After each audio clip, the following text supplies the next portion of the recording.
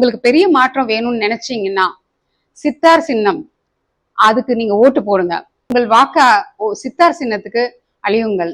அது உங்களுக்கு பெரிய மாற்றத்தை ஏற்படுத்தும். நாங்க சுயேட்சையா இருந்தாலும் நாங்க நிறைய சுயேட்சை வேட்பாளர்களுக்கு மட்டும்தான் சுய ஆட்சி வரும். அவங்களாலதான் சுதந்திரமா இயங்க முடியும். அவங்க எந்த கட்டுப்பாட்டிலையும் இருக்க மாட்டாங்க.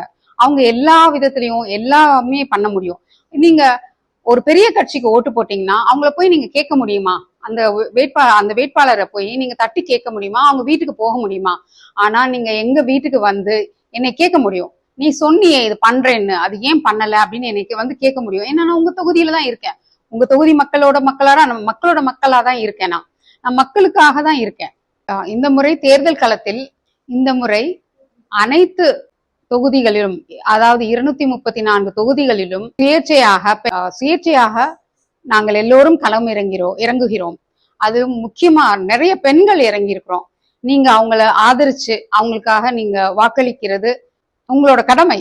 இது வந்து எங்களுக்கு மட்டும் இல்ல, இந்த நாட்டுக்கே நல்லது. நன்றி, வணக்கம். தமிழ் உறவுகளுக்கு நன்றி.